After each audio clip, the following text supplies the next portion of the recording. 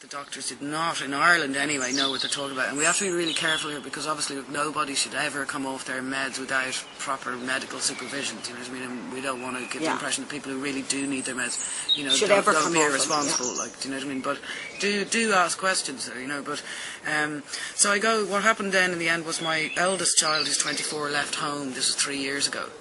And, geez, you'd think someone died. What happened to me, up came all this grief, you know, and I couldn't stop crying for a year. My hair was falling out, I was losing weight, I couldn't sleep, couldn't eat. You would think someone died, you'd think the child died on me, like, you know. And I got the sense that all of this grief that's coming up, I felt it's not all about the child leaving home, actually. A lot of it was, but I felt a lot of it was actually all old grief, you know, childhood stuff, you know what I mean, abandonment, all this shit, you know, my mother's death, all just grief, you know. And it was a great gift in a way that it came up by the child leaving home. But what happened was I was going to the stupid psychiatrist and I was saying to him, I feel I need some therapy. Because I said was, I feel like there's a pool of tears sitting just right there. It's just ready to cry. I just need to go maybe 6 times and have a good cry, and then I'll be fine. I can move on. The guy was forbidding me to go to therapy. Now I'm explaining to him, look, I came from a barbaric, violent upbringing, a horrific upbringing that would take 200 years to explain. I'm explaining this to the guy. He's insisting on... A doctor? Psychiatrist. Ireland, actually an English guy, believe it or not, but... He's like, oh no, I forbid you to go for therapy. You're not to look at your childhood. You're to forget about your childhood. You're just to move on, forget about it. You know, take lithium, take this, take that, take the other. Now I took lithium when I was first diagnosed. I had to stop because I couldn't sing. I had no feelings. So I need my feelings if I'm going to sing. You know, you do music. You know, and then what happened is I kept going back every week or so. And you see, you think they're God, and you think then when you feel anything painful, you're like you're running to the psychiatrist, and it's actually no, stop. It's just life. It's just life. You know, you just need a hug or a cup of tea or somebody to ask you, are you okay? You know the way you go in a cafe sometimes when you feel a bit sad, the strange lady will ask you, are you alright, you want to cry? Do you know, where she put a bit of milk in your tea and you nearly cry. All you need is a bit of tenderness. You don't need drugs necessarily. I mean, I can't... You have friends, can't they pull it out of you? Well, in Ireland it's very difficult for me because of me being me. It's really hard in Ireland. Outside of Ireland nobody really knows who I am or gives a shit, but in Ireland it's very difficult for me because I'm so well known there that it's quite hard for me to have a regular life. You don't need a therapist? So anyway, and this is what happened. I keep going to this guy every time I'm freaking out. So my son leaves home, I'm in bits, and it keeps getting worse. I'm going to this guy, he's forbidding me to therapy, and then what begins to happen is something that never happened to me before. I began to get panic attacks. So it began with I began to just feel a bit frightened. So there's all this grief, which I'm trying to get out. Your man's trying to block it in. I'm thinking, nah, this is wrong.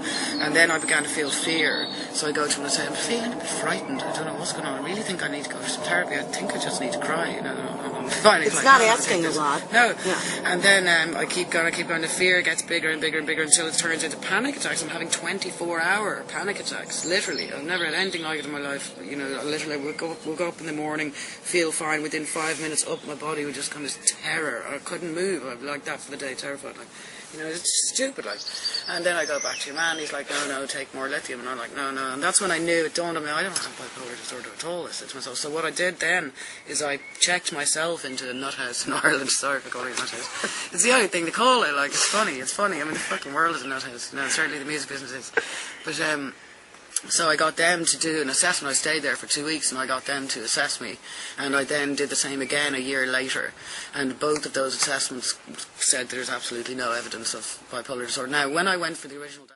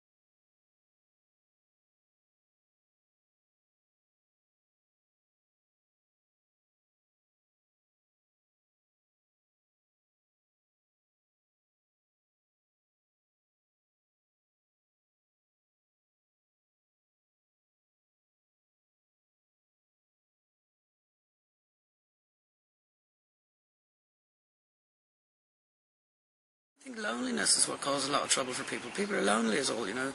And a lot of people go to the doctor feeling sad, the doctor gives them drugs and sends them home, and actually it'd be better to introduce them to a group or a social That's life what we're trying to do. or whatever, you know, that kind of way. Well, that's what So, I mean. Why didn't you meet anybody else and say, you have bipolar, here's my symptoms? Well, no, do you know what? All I ever met was people who said to me they didn't think at all that I had bipolar. None of my family knew me, no other doctors who actually knew me felt it, you know. The 8 years that I had, you know, living as a person who, as it turns out mistakenly, you know, but a person who believed and who other people believed had a mental illness was a very interesting experience. And I really feel very strongly out of it about this thing about, you know, we should cease this thing of using crazy as a term of abuse. Because what I found was, and I know a lot of people, millions of people find this, if people think you have a mental illness, they take it as a license to dismiss everything you think, do, say or feel. Because? Why do you Because think? you're mental. Yeah, but why? What's so scary It's about just being... culture. It's our culture. In front of me, he rings the local nut house. Forgive me for calling it the nut house, but we can all share the joke. And in front of me, he says, I've got Sinead O'Connor in my office. Now, remember, this is in Ireland where I'm a controversial kind of female because I'm not behaving apparently like an Irish female is supposed to behave. So I'm kind of threatening over the years, not meaning to be, but, you know, I'd be a controversial kind of character just because I'm not in the roles that Irish women are supposed to be in. I would say no. So, you know. So your man rings the nut house. I've Sinead O'Connor in my office. She says she's suicidal. What do you think? They chat away for a minute. He puts the phone down in front of me. He goes, the guy at the nut house said, well, from what I read about her in the papers, I'd say she has bipolar disorder. Over the telephone? Yeah. So that's how the diagnosis, and then which was never an actual diagnosis, was made. That was it? They gave me the drugs. I said, great. I said, half of me was appalled that they did such a thing. The other half was just, I need to go home and look after my kids. I couldn't wash the dishes. The way I felt at the time, it was, the way I described it to the doctor, it's like I ran to a friend's house with my baby. I couldn't go home. I got another friend to stay with my other kids. I said, the way it feels to me, if I open my front door, there's no floor. It's the best way I could describe it. That's I a open good the door, I description. go in, there's no floor.